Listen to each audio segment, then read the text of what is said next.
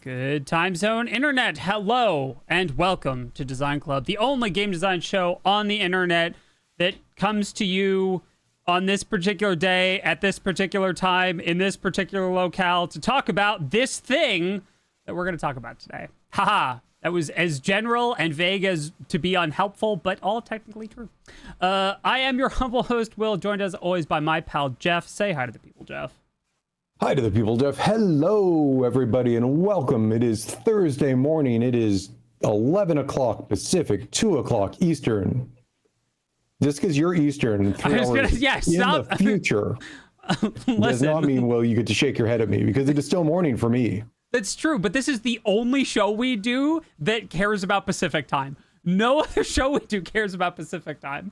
Anyway. Can you be specific about the Pacific? Or we could take the time to rhyme. Don't start with me. So we go to the show? We shall go to the show. Sorry, I'm teaching. Did you know rhyming is a teachable skill? I've been having to teach my 5-year-old since he was 3 how to rhyme. And he's now, actually, he's a badass at rhyming by the age of 5. But it is an actual thing you have to learn how to do. Yeah. So, Geoff. Yes. We were on break last week. We were. And while we were on break, a thing near and dear to my heart experienced an overhaul, which is the cause of our discussion. So, as you may be able to guess by the thumbnail, we're talking about the Magic bands. So, I am a player of Magic the Gathering, and have been since I was 4. It's how many of us here have been. Actually, I can't think of anybody in the studio who's not been a Magic player. Yeah, I think that's fair. And maybe not all active at this point, but at least in some point, it is that ubiquitous of a game. Correct. That we have an entire studio of people, all of whom have played Magic. Yes. So recently, Wizards made a choice about one of their live formats. They decided that it was going to be 3 years long. Standard, the main, entry format into Magic was going to be 3 years long. For very good reasons, but yes, for very good reasons, instead of 2 years long, which for all of the good reasons has caused a problem, which is that there are roughly now 50% more cards that can interact in ways that the designers didn't intend when they made the cards. And then there are some cards that are just on their face, maybe a little too much. Did not quite get through the tuning and QA process in the way they should have. Correct. So this led us to a big conversation that we wanted to have about why banning stuff is actually good and why it's important, right? Well, it sucks for all of the people who bought Corey Steelcutter when it was at its peak at, entirely too many dollars. What was the rarity of Corey Steelcutter? I don't remember. Corey Steelcutter is a rare, first printed in Tarkir Dragonstorm, and it peaked at $23, $22. No, okay. Highest price. So high but not egregious. Yeah. Having seen the history of Magic cards, high but not egregious. Correct. So while it absolutely stinks for the people who spent $100 on a playset of Corey Steelcutter and it's now banned, it did retain some value. It's still like $15 a copy. The bans in general, the concept of banning, the concept of taking action to keep a live game healthy is good. And we wanted to talk a little bit more about that because I think that that's a big discussion, right? That this happens all of the time, right? This happens in every PvP game of note, I think. Even some PvE, though that's a lot rarer. Yeah, absolutely. So let's start at the very basics. Why do balance passes? It's work, right? It's work that's not generating new content, right? That's not fixing bugs. It's not doing a bunch of things, but balance passes are important. So why do we do them? And I think the first one is something that Mark Rosewater talked about and that Carmen talked about, and that was the game needs to be fun for people to play it, right? That is Yes. fundamentally like one of the first and biggest things is that the game needs to be fun. And Geoff, would you believe that having all of the matchups be deck A versus deck A, Corey Steelcutter versus Corey Steelcutter, is not fun? And that's actually a point I'd love to get to later. Yeah. But yes, 100%. Like if you lower the quantity of things getting played. Actually, I have a great old EverQuest story for this one. Sure. So years ago, actually decades ago, at this point, as I was moving on from EverQuest, I was training up a replacement to be in charge of the magic system. Mm-hmm. And so they made a couple spells I made some spells for the expansion, they made some, and I was doing some review. And it had this cool high-level spell. I don't even remember who it was for. One of the classes, it doesn't matter. That basically is a high-level buff. Like, it was a perfectly good buff. It like made you move a little faster, it gave you some attack speed, but it also transformed you into a werewolf. Sure. Which on its face sounded cool. Like I had another travel spell that transformed people into wolves. Sure. So you'd get like this pack of wolves running around, sure, like over a long distance. The problem was that one was okay because honestly, a lot of people kind of tuned out when doing long distance travel. Sure. Combat at its heart is one of the things the game was most known for. Right. So imagine for a moment, every single, as a high level buff that's really good, you would expect this to be cast a lot, which would mean a lot of your players would always be seen as werewolves, which would mean all character customization at that point was completely unseen because you'd be swapping their model out. And so this great amount of customization and other things would all get reduced down to you'd see a couple of werewolves on screen. And so I had to gently talk to this young designer about what would actually happen if we put that spell in, like thinking through this, and this, and here's the state it will end up being. Yes. And telling him basically it wouldn't be fun if everybody looked the exact same. Right. And in a lot of cases, like that happens with other kinds of balance too. If every single deck is the exact same, you take all of this customization and possibility space and you shrink it all down into what the optimal thing is. Right. And in some cases, it's the term that often gets used for it is warping, right? So for instance, the only other the other deck of note in the format that wasn't the Is It Prowess deck that was running around with Corey Steelcutter began main decking their answer to Corey Steelcutter decks. And so main decking means not putting it in the sideboard to substitute in case you need it. Correct. They were just running it straight. They were assuming that more often than not, they were going to run into a deck running this card and that it would deeply advantage them to be prepared in game one of a 3-game match to face that card. And that becomes a problem, right? It's okay for stuff to be strong. It's okay for stuff to need specialized answers, but when it specialized targeted is cool. Yes. Especially if it's specialized. Correct.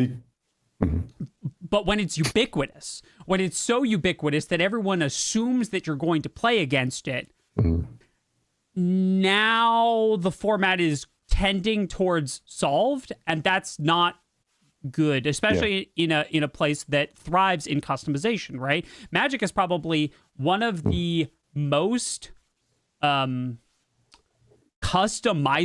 PvP type environments, right? Like, think about how many customization choices you get to make in Magic, right? In a tournament deck, you get to make 75 distinct choices of what cards to run in your deck. And you, in a pool of thousands of people, can choose a completely unique 75 cards. And the fewer and fewer people that are choosing to do those 75 unique cards because the format has an answer that's one deck, the worse it becomes, right? Because or at least the more boring and the more stale it becomes, let's say. I would say that that's worse because it's tending further away from like the point of the game is to... I was trying to define why worse. Yeah, So absolutely. Worse, yes, but worse because stale. Yeah, 100%. Yeah. And so those things also mean, and we've talked about this briefly in other places, it means that design time is being wasted. And art time and like all sorts of time. Because for every card that doesn't see play ever anywhere, you spent time designing, balancing, getting art, doing all of this stuff, and it isn't useful, right? It languishes, right? There are cards that just simply aren't being played because they don't work well against that thing, right? And so that is sort of inefficient at best and kind of sad at worst, right? If you think about it, right? If 40% of all decks are playing the same deck, that's a huge amount of potential for people to be brewing new things that's just wasted. Right? Well, you just gave me a really interesting idea. I don't think it would work in physical, but imagine a online Magic or a Hearthstone style game that, say, it launched with 100 cards. I'm just picking, and every month they just added 10 new cards. Every month, like not big sets, like that. Literally, there's an ongoing. So they're committing to roughly 120 cards a year. Yep.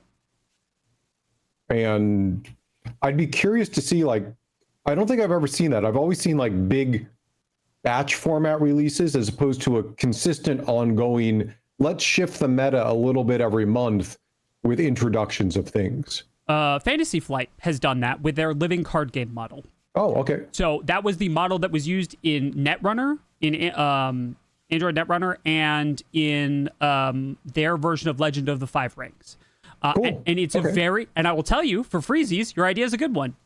The problem is that it's competing with Magic in a physical space. I do think it would work better in digital because you get to slowly shift things rather than, hey, That's why I say in digital, because physical, actually, the biggest downside is almost the collectability aspect.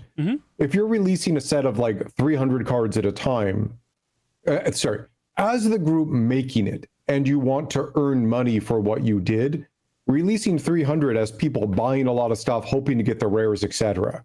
If you're selling releases of like 10 at a time, it's kind of a lot harder to justify getting people to go buy a box or something. And one of the problems with Fantasy Flight's model is that they released play sets of every card that released that month as like a booster pack.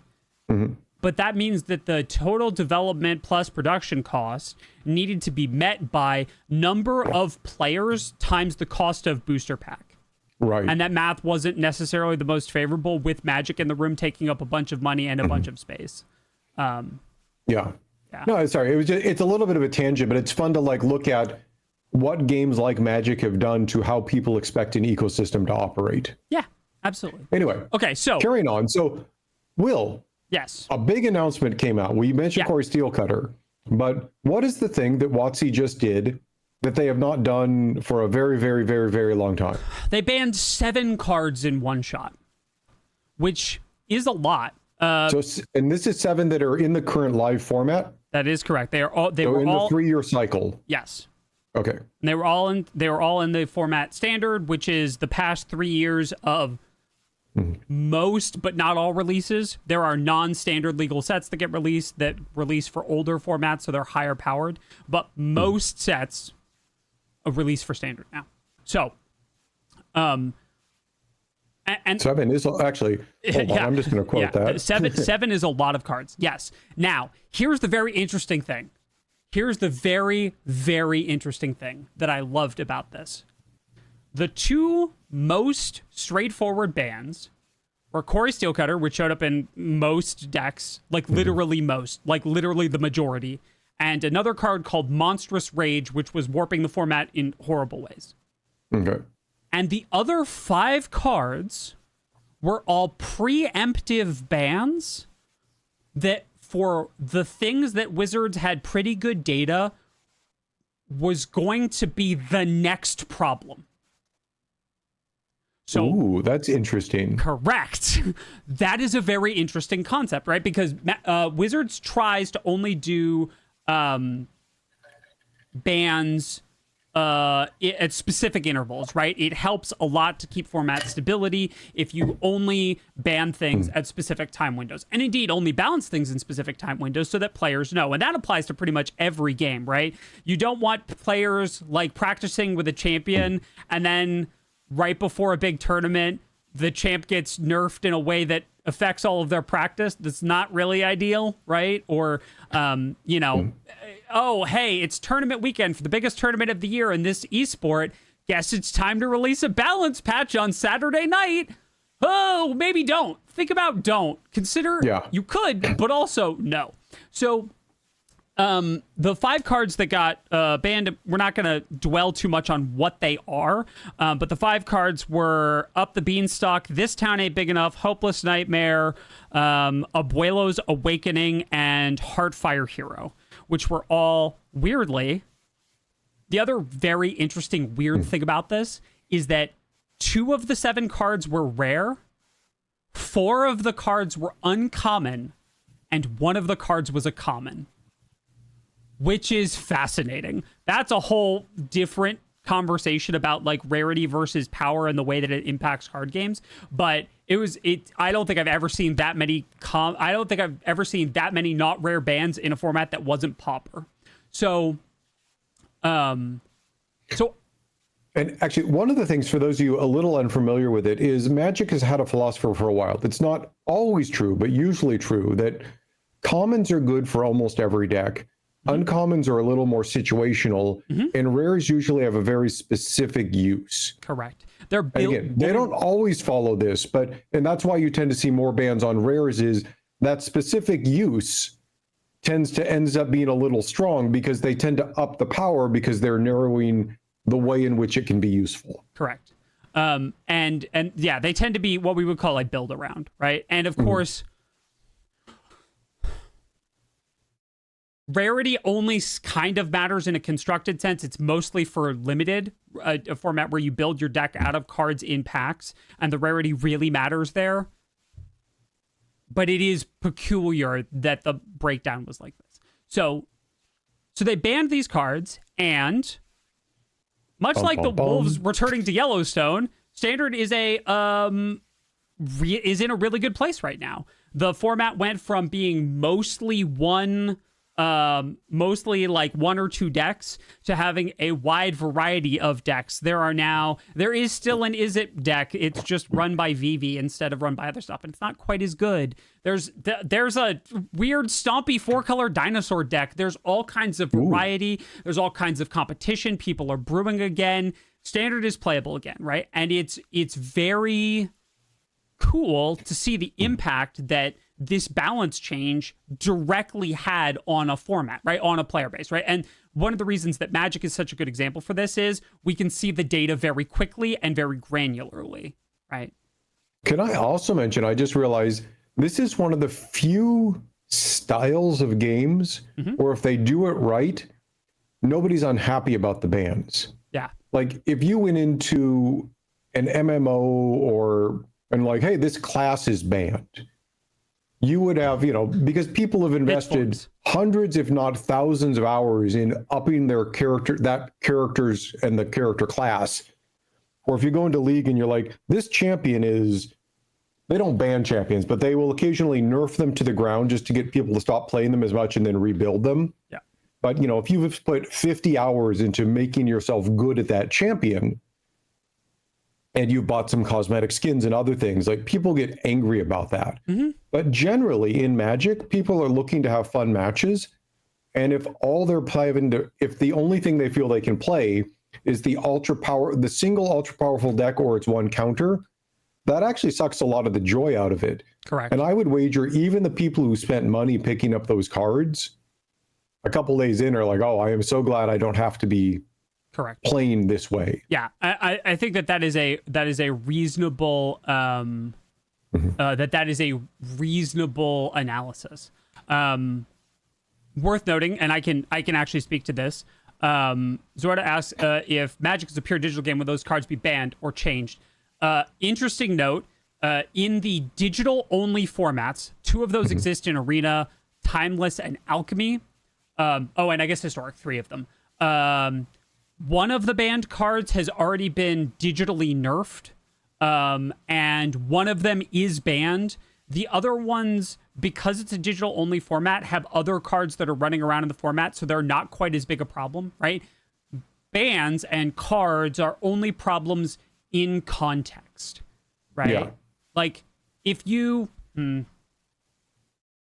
have a card that relies on a particular enabler to work and the enabler isn't present, card's not as big a deal, right? If you have context is what really matters. So some of them have already been nerfed, some of mine, and it's worth also noting Alchemy, Historic, and Timeless bans are sort of alongside in parallel with standard bans, but do not align directly. So, yeah. So, let's talk about. So we've been talking a lot about bans, and we've sort of been shorthanding bans as a stand-in for why you do balance changes in an environment. Let's talk about the other levers you can use to affect things, right? Right. And one of the interesting things about Magic, and the reason we're starting with bans, is for a physical card game, they pretty much only have one tool once the game has been released. Once the cards are out, as they have to say ban. They have tried rewording once or twice a long time ago, and it causes such confusion because they can't actually go and change the card. Right. And maybe they could send out hundreds of thousands of sticker packs to local gaming stores that you could take a sticker and put it across the thing. But like from a logistic standpoint of trying to get people showing up to a tournament and being like, what? This is what the card reads.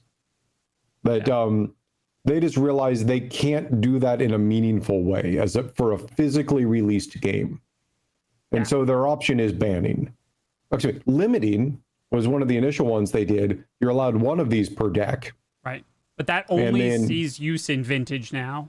And as we discussed on Monday, Vintage is not a real format. Right.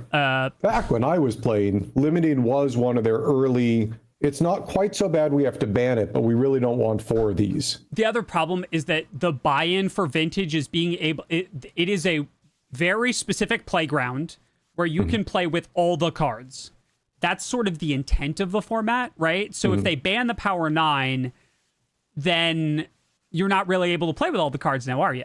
So they instead crank it down to 1 copy, and that's one of the reasons why I say Vintage isn't a real format, because it is just a wild pile of money. Well, I'm sure there are some people that's their jam.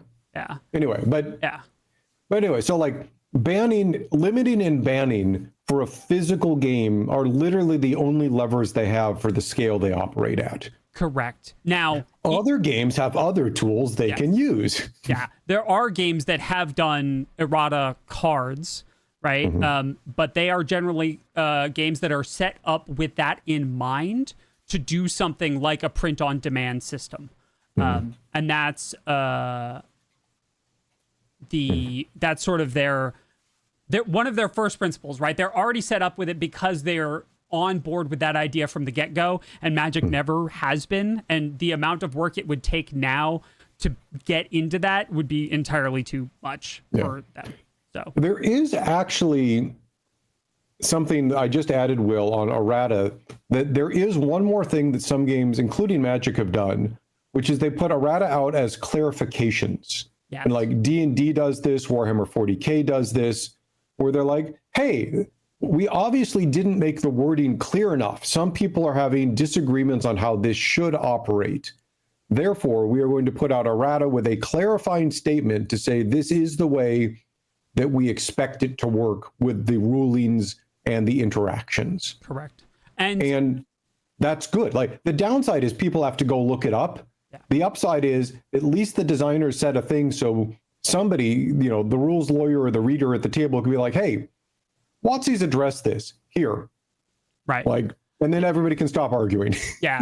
Magic has done a different kind of errata as well, which is they have changed the core rules. That tends to be less frequently used and tends not to be not an attempt to balance the game's power level, but instead to fix an oversight in the rules. So for instance, sagas, a kind of enchantment, have had an interaction with losing their abilities, which was not really intuitive. And so that has been changed in the core rules by a new core rule being added. It did buff sagas. I don't think that was the point. I think the intention of the rule change was to reduce the sort of, does it work like that? In the same way that a clarification would, right? Except in this case, they're changing it to be a different rule to solve the problem. One of the downsides to historic errata and of clarifications like this is not all companies have had a good way of consistently pushing these out to a place that is easily seen and recognized. Yeah. And again, this is one of the advantages of a digital format, is they can literally just go into the code of the game and being like, oh, let's fix this. Or in a digital game, because everything's programmed, you can be like, I'm unclear how this works. You can play it once or twice and see how it works and be like, I now understand. Yeah. Because in a digital environment, everything operates the way it was programmed in. That may not have quite been the intended effect, but like the computer isn't going to randomly guess a thing. The computer is going to operate based on its set of instructions. Yep. And so, and I'm not trying to say physical or digital is better. I'm calling out the clarifications that digital is a lot easier to patch, fix, etc. Agreed. Okay, so next up on the list of levers that we can levers, big old buttons and levers is buffing stuff. Buffing stuff is one of the I guess more fun ways to do this, right? Take a thing that is not doing as well as people think it should be, as designers think it should be, as players think it should be.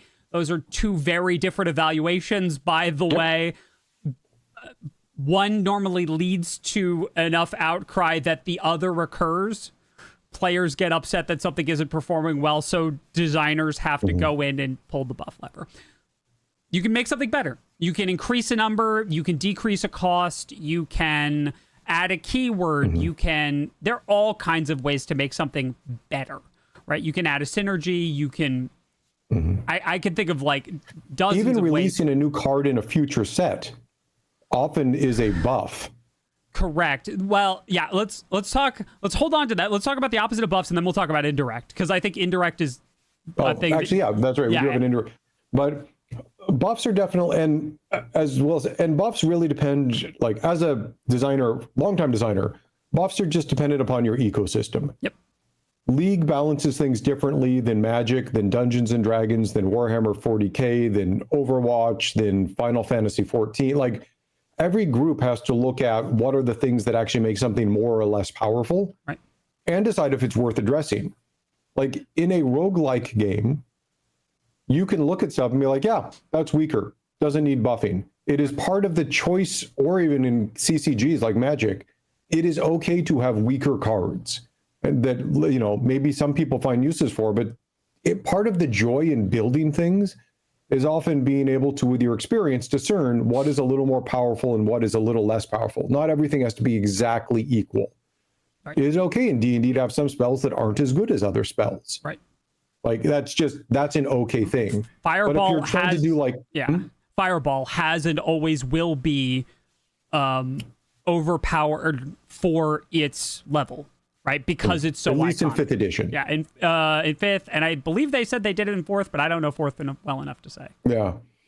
But yeah, like D&D, for example, when they were making 5th edition, we'll just say for this latest 1/2 editions, but the nomenclature is getting a little weird.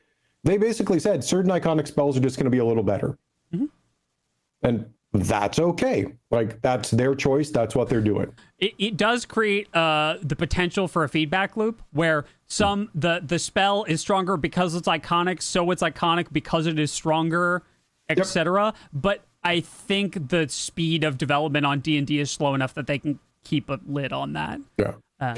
But for other ones, like if you're balancing an MMO class-wise, you want the classes to be roughly equally as strong. In each in bucket. some way. Yeah. But again, in an MMO, it's not like all weapons have to be equal. Right. But, you know, there are certain things in a game that you want classes in League of Legends, characters in League of Legends to all roughly be balanced on win-loss rate. Like, that's how they balance there. So anyway, yeah, you can make them stronger. You can also make them weaker, nerfing. Yep. Which is buffing's the other side of the coin. And in some cases, it's almost the same thing. Making a thing stronger or making a thing weaker, right, is just turning knobs in different directions. Correct. And some of those knobs are really weird. Recently, I don't know if we've talked about this, Geoff, they buffed Bastion in Overwatch. Okay. By making him smaller. Oh, less hitbox. He's 10% smaller next season. Fascinating. What, like, I don't even follow Overwatch. I have to give props. Fascinating way to approach balancing a character. Just make them smaller. Yeah. Same damage output. None of his stats changed, except he's 10% smaller. Overwatch and League, like, reading their patch notes is fascinating because their dev teams get really creative on subtle ways to make things stronger or weaker. Like, I've read ones where they're like, this character's in a good place. We like him. But in pro play, they seem to be winning a little bit much. We're therefore making this one change that we think will only affect like the top 2% of players by like lowering his armor by 2 points so that during the laning phase, he takes slightly more, like, and they'll explain like the reason they did this. Yeah. And you're like, 2 points of armor doesn't seem like a lot, but you know, they've done their math out and they think with the, you know, certain things, that's enough. Or they'll be like, this one ability that gets really abused by pro players that, you know, almost nobody else can use well, we're upping the cooldown on it by 2 seconds. No normal player is going to notice this. Pro players will. Right. Like, it's interesting to look. Or there'll be ones where they're like, not seeing enough in pro play, too good, like, or just general things. It is fun to watch how they do. Or they're like, this item had this extra component that doesn't really add a lot of power. We're just removing that component to balance the item. Yeah. Like, it's like, oh, that was a fun little interaction. They removed, like, they did one recently. Will, do you remember the League of Legends, what was it called? It was an item that if you hit somebody further than 600 pixels away, it did extra damage on subsequent shots. Yeah, I think I remember that. They removed that. They just upped its AP a little bit. So now it does more damage on every hit, and they remove the, if it's further away, component of that as a streamlining measure. Like, cool. Like, balance changes are interesting if you like the nitty gritty kind of stuff, but buffing and nerfing, better and worse, are the tools you can do. Pretty much digital is the easiest. We do see it sometimes on physical, like we've seen mostly in board games, some role-playing games. Yep. We'll talk about both of those in a little bit, in a little more detail. But I also want to address that the buffing and nerfing can be much more granular than banning, right? Oh, is always more granular than banning. Yeah, but banning is binary. It's there or it isn't. Right, but when you nerf something so hard that its use rate falls to practically 0%. You functionally banned it, right? There is, yes. There is a difference, though. Actually, there is an important difference, Will. You can play it. It's just worse. And what that means, though, is for people who have spent money in a digital environment, you are not removing the thing, and therefore you don't have to do refunds. Yeah. So, like, from a legal standpoint, and I'll even say an ethical standpoint, if League removed a champion, they would probably have to refund people who had bought it and had bought skins. If they nerf it into oblivion, they don't have to do that. Yes. Sorry, just this from my developer mindset always hits that because especially as you get more senior, you get brought into the, are we making enough money on our game to pay for all the people working on it meetings? And Mikhail over on YouTube mentions that Destiny's balance patches are like a great example of that because exotics and subclasses are generally what they're hitting, and they're incredibly complicated. and have like all kinds of nuance to them. And from what I recall of Destiny 2, yes, I can absolutely see that, especially because the point of exotics is to be weird, right? So like the further away from Fighter Man you get, the more interesting paths to buff and nerf something you generally have. Yeah. Okay. So let's talk about the other one, which is something that Geoff brought up, which is indirect balance decisions. And why I think that those are some of my favorite super weird choices. Oh, yeah. Like, they are so bizarre. So what do I mean by indirect? I mean that warriors are too powerful right now in game X. Therefore, we have given rogues a dagger of +5 to slaying warriors specifically. You didn't touch warriors, but man, is it harder to play a warrior now, because every rogue who's frustrated with warriors is going to be running around with a dagger of +5 to slaying warriors. The ecosystem, the context of the balance matters quite a lot. And I think that is like... Actually, let me give you an interesting... Yeah. Here's a rules change one. Sure. We think this was in D&D going into 5th edition. There used to be, actually, depending upon the edition, but a rogue used to have to get behind somebody to do a backstab. Yes. Nowadays, in 5th edition, as long as there is a friended combat with your target, Yes. it's considered flanked. It doesn't have to be behind the target. So you can be standing next to your buddy, your rogue can now do his sneak attack. Yes. So by broadening the rule of the positioning, rogues suddenly became much more viable because they could do their sneak attack much more frequently. Yes.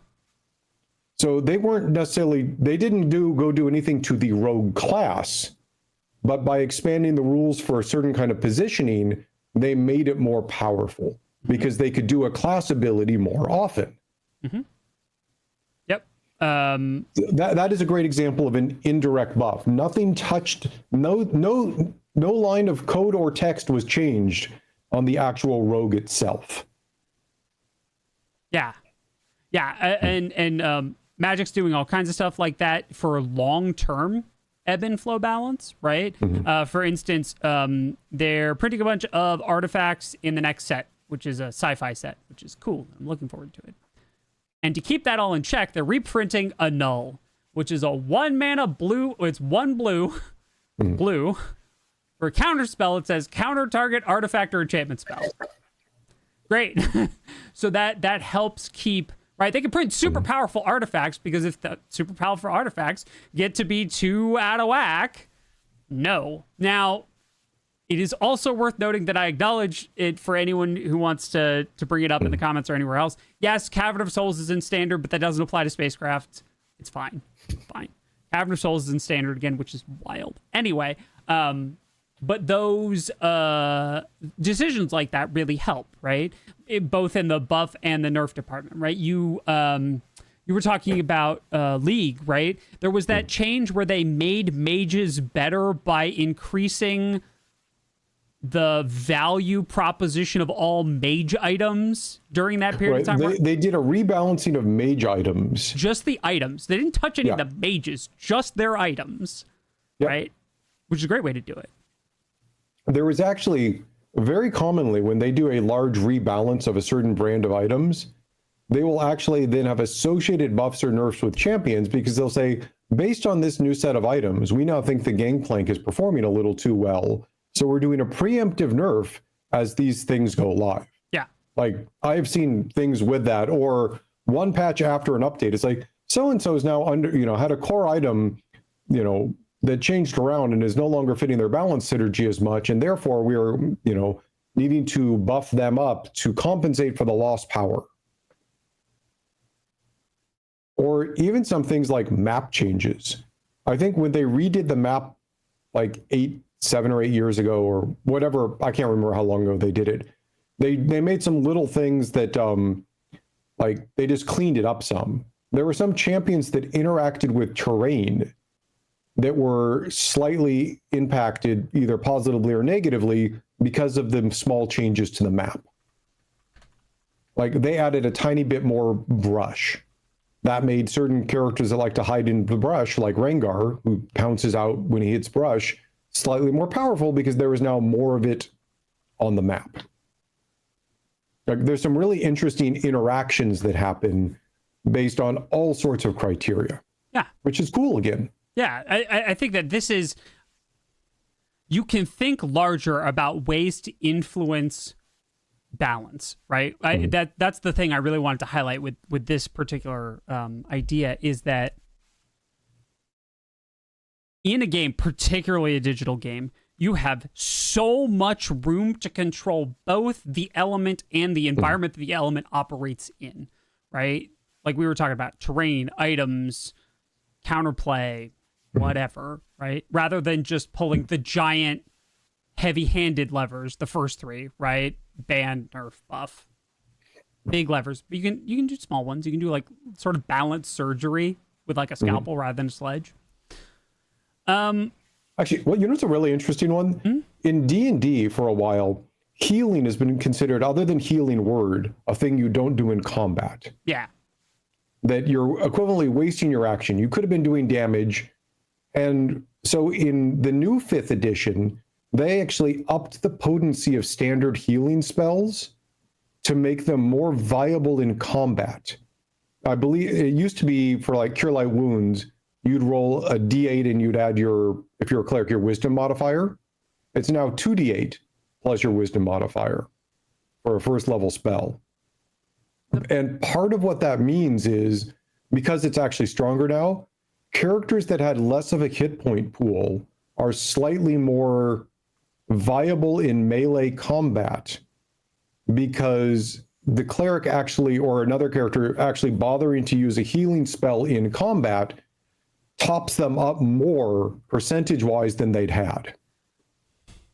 Yeah. I feel like the real... And again, part of this was, I think this was addressing that there are players who like doing combat healing. Yeah, and I think that's they were true. being underserved in the 5.0 edition, or in 5th edition, where in 5.24, that's now a more viable option, and people don't look at you and say, why are you healing in combat? Right. Part of that is also the broader context of the way that 5th edition handles 0 hit points, death, and dying. Yeah. Right. And that's a whole different... That's a whole bigger thing. But again, 100%. Like, yeah, it goes to context. That would also be a change that would make people, but it was just interesting that just by making the healing spells more powerful, certain other non-healing classes felt like they're a little safer to dive headfirst into the thick of things. Like, these are fun indirect changes that and that's part of actually the joy of doing game design, is trying to put all of the possibility space in your head and look at what every single thing you do. Like, I am in the middle of designing what I hope 2 or 3 years from now I'll put out as a either solo game or maybe a small team game. Sure. And designing some of the interactions, both in my head and then writing them down about how I want it to operate, to me is some of the most fun parts of it. Because, hell, I was thinking about how to do equivalently shields and blocking for the style of game. I can literally think of 50 different ways I could implement what would to most people look to be almost an identical system. Right. But the feel of how it operates with just these tiny tweaks and tunes will be part of the player experience for how it ends up coming out. My favorite example, whenever we talk about why games, complicated games that rely on players understanding interactions between like different mathematical elements, the thing I always bring up is armor. What does the word armor mean in your system? Because there are as many answers as there are games. Yep. And that is it could be... I mean, even on basic concepts, does armor make you harder to hit? Yep. Does armor absorb damage? Does armor mitigate damage? Correct. Is armor a static thing, or does it lose potency as it, like... Right. how does it mitigate damage? Is it a percentage reduction or a flat reduction? Because those are incredibly different. If it's a flat reduction, is it min 0 or min some amount? Also a huge difference. There's like, you can go on and on and on about that. So, and even little changes like that, like, or the degradation. It's like, if you, Slay the Spire has an interesting armor mechanic where called plated armor. I think it's plated armor where like, it's basically ablative. If you get 5 points of armor, if nothing gets through the armor based on that and other things you do, it stays. But if something goes through, it reduces. So your 5 becomes 4 for the fight, then becomes 3, then becomes 2. So if you're fighting an opponent, you can slowly chip away at their armor to do more damage per hit each turn, or break through in a large burst. As a defender, sometimes you spend extra time doing defense just to keep your thing high so that armor doesn't go down. Like, it changes the gameplay, where if it was just you get a refresh of 5 armor every turn. Right. If it was just metallicized, it's not metallicized. Yeah. But like, just those little changes affect the gameplay once people understand it, and it enters in a tiny little strategy element in their space. And that is part of part of the fun of design, and part of the fun of playing new games is getting to see how different designers thought of different things and put the package together. Yep. Because there isn't a better or a worse one. It's how do these all interact with each other and in their aggregate make the game that you're playing. Agreed. So we talked about a bunch of levers. Let's talk about the big button. Let's talk about the big red button of balance. The one, so the slightly less big one. This isn't ban. That's the biggest, reddest button. I would say that this is almost in many ways, from a balance perspective, the same, right, as banning, because you're erasing an element that used to exist, and now it's something different, right? So it's sort of like a ban and replace immediately with something that looks the same. We're calling it a redo or a reimagine. Yeah. And I've seen games use both, actually. And sometimes it's small sometimes it's not small, but sometimes it's expected. Yes. So giving a good example, moving from 2nd to 3rd edition D&D, or 3rd to 4th or 4th to 5th, you expect all of the classes to be reimagined. You don't expect your 4th edition fighter to be identical in 5th edition D&D. Yeah. You are expecting it to be different. But what you're expecting is the core fantasy of the fighter or the wizard or the ranger or the monk or whatever it is to survive. Rangers being kind of the most interesting, where they've been literally for the past couple editions, they've had a hard time trying to fulfill the fantasy in a meaningful way of outdoor warrior with survival skills and possibly animal friends. Yeah. And like, part that's of kind of the core fantasy, and maybe a bow thrown in, possibly 2 weapons, but that's kind of the core ranger fantasy. Right. And part of that's the context, right? That there has been not a huge, but there have been city campaigns in vogue, which doesn't fit with a lot of people's stuff. And the other one is social, ones with more social elements. Yep. And honestly, less outdoorsy exploration. Also, Ranger gets significantly less good when you're not tracking rations, right? Or like other parts of the game that people don't necessarily enjoy. Playing with things that involve wilderness survival. Yeah. I'm actually playing in a campaign right now where we've been traveling across uninhabited lands in the winter. And our ranger with his survival skill has been pretty key to a lot of things. Yes. Because, man, not finding good shelter and getting endurance penalties for not sleeping well is not a fun thing. Yeah, they suck.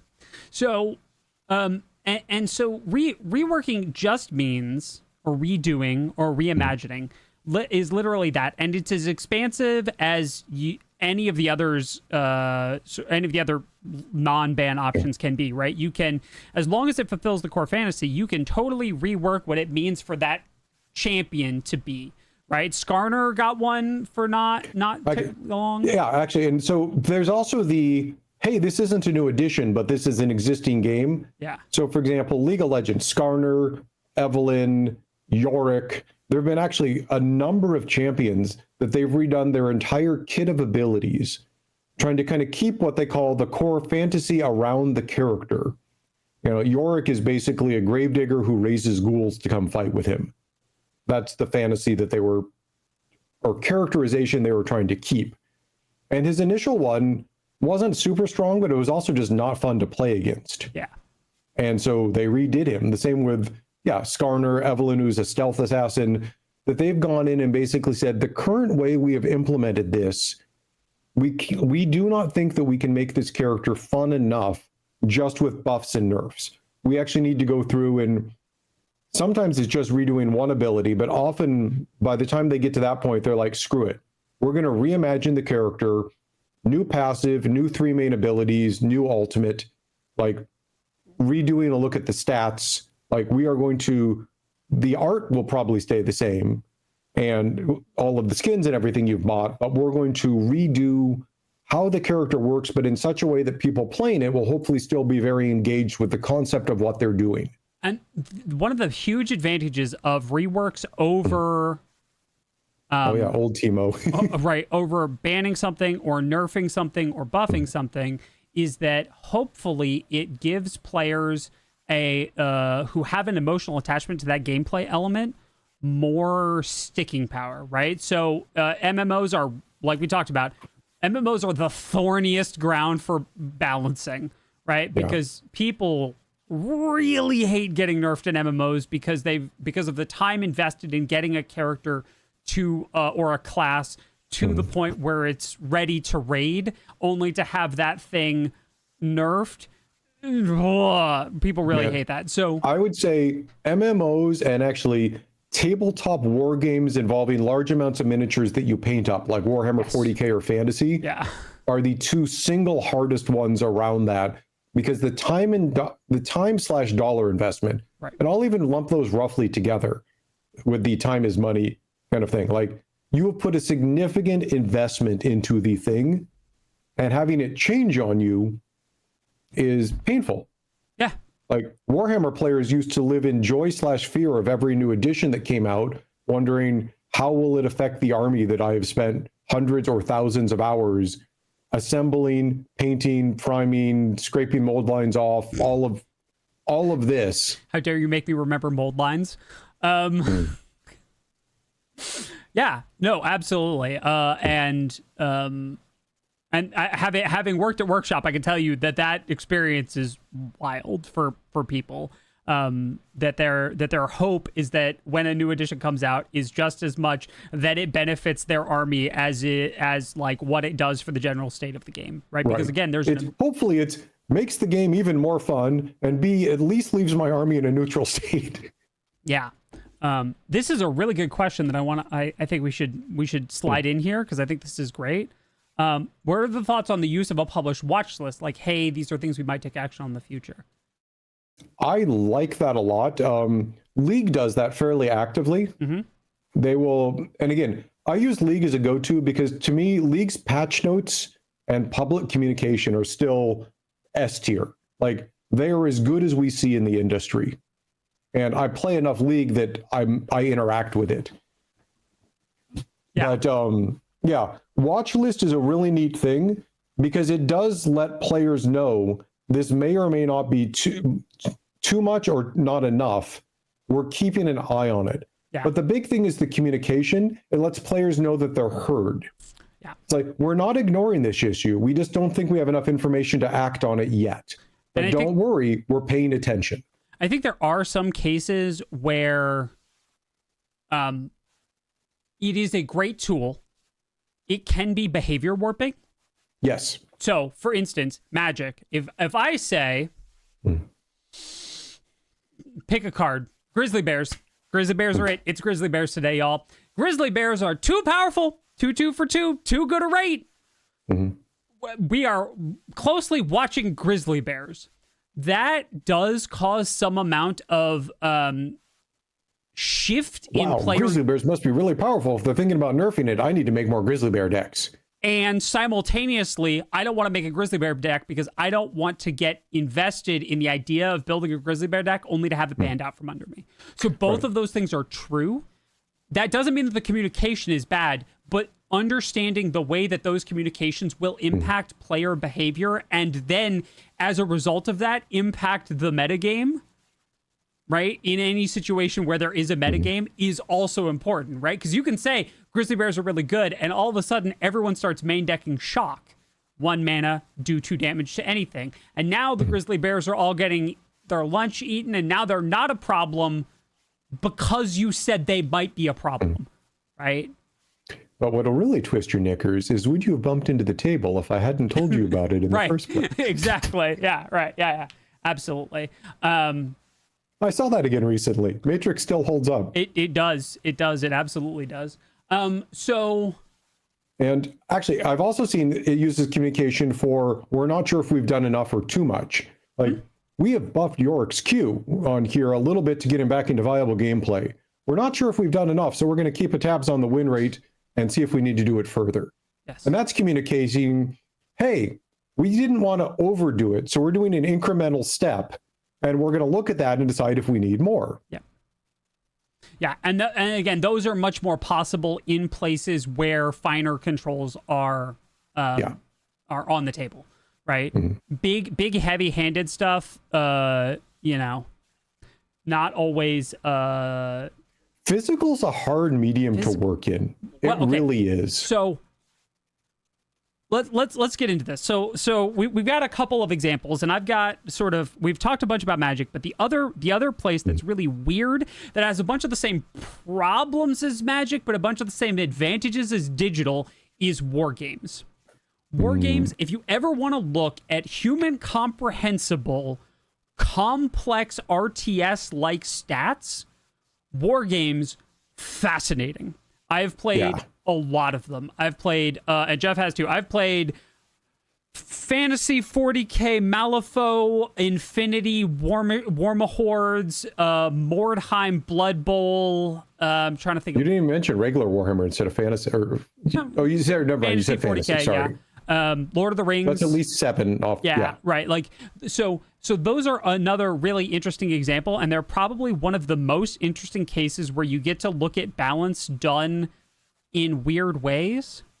So they have, as Geoff talked about, they have this emotional investment thing going on, right? Not really a problem, not really an advantage, right? But people are invested in the time they spend on their stuff, right? Especially because it's a physical army, right? Painting and whatnot. And the ways that those things get balanced are because the thing that you care about is separate from the rules text that goes with it, right? There's a card, an app, a something that does it, right? So you have all of the emotional investment to an identity in the game space that Magic has with, I'm a control player, I'm an aggro player, I'm a Selesnya player, I'm a whatever. I'm an orc player. Right. But the rules are separate from that, which is really interesting, right? Because you get a bunch of those advantages from getting to issue errata. Like Malifaux does all of its stats on cards and has partnered up for a really long time with a print-on-demand card service.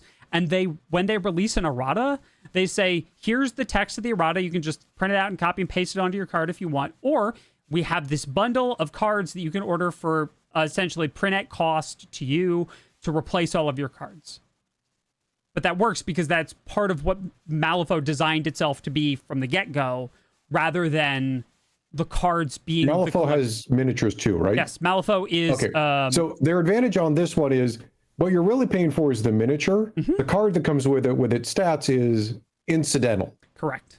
And so they're happy to say, print these out, buy them cheap, buy them at cost, etc., because they've already made their money off the miniature. They're still supporting their studio in the way they thought, and they've designed a way to do errata updates in a way that is friendly. Yeah, correct. And similarly with Warhammer, right? New codex, new army book, new edition. The physical miniatures stay the same unless... As a Bretonian player, I heard a rumor that like a decade ago, Space Marines got bigger. Yeah, they moved Space Marines onto bigger bases. They were, and then like there was some new thing like Mars hatched a whole new batch of them, and Primaris Marines. Yeah. No, they made Super Marines because the Marines weren't Marini enough. Because don't ask me to explain. I don't know. I don't get it, but yes, there are bigger, beefier ones, and there's like only 3 of them to a squad. Anyway, so all of these have these additional advantages of being sort of the most, I would say, the most human comprehensible middle ground if you want to look at these things yourself, right? Because I love Geoff's league examples. The problem is that when we look at the actual change, it's like adjusted this queue by 0.3% only on Tuesdays. And you're like, how did that do anything? And they're like, well, if you look at this big, complicated back-end stat spreadsheet, it makes perfect sense. And it does, but it's not necessarily the most comprehensible if you're looking to talk about balance. League has the advantage where they have millions of people playing every single day, and they can make a tiny change and watch it ripple through and say, oh, cool. The win rate on, I'll just keep saying Yorick went from 49.2 to 49.6. That's close to the 50% we want, a tiny bit more, and we're done. Yeah. Or excuse me, done until the stats change again. Right. But they can make micro tunes because all they have to do is have it do micro adjustments across millions of games per day. Right. Something like Warhammer doesn't have millions of games reported every day where they can look at their stats and tune off of that. And or the ability to easily distribute that and Magic's information out to players. Yeah, Magic's in a really weird spot because MTG Online is used largely for older formats, not entirely, but it lets you play with any format, so that's a thing. And that client is not the most intuitive, straightforward, or approachable to use compared to the Arena client. But the problem with the Arena client is that statistically, the format that most players are playing on Arena is not good data for balancing Magic because most players on Arena only play best of 1. And the way that Magic is balanced is around best of 3. Really, tournament play Magic, best of 3. Yes. Correct. Which is one of the reasons why we see most major Magic bans happen after tournament series. And that is specifically because Magic in best of 3 lets you do sideboarding, i.e. bring in cards to deal with the deck you just fought. Correct. And so building your sideboard is not quite as important as building your deck, but is close. Right. It also decreases the number of decks that want to do a silly trick and win off of it. Right. Because the odds that they're going to do it 3 times successfully with sideboard interaction for those silly tricks is significantly lower. Graveyard decks are the prime example.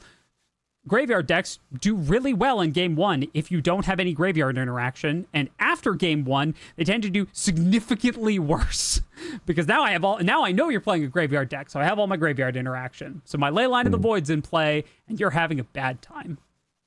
Right. Hi. Oh, don't do this to me, Brain. Brain hit a penny on the tracks. Nope. It's all gone. Magic interactions, graveyards. Magic interactions. We're talking about data, right? So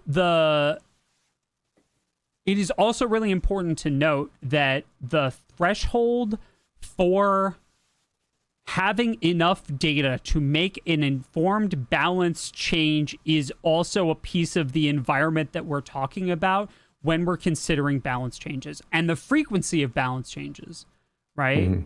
D&D goes 6 months, a year, with some classes remaining completely as they were, but that's because D&D functions on a campaign length timescale.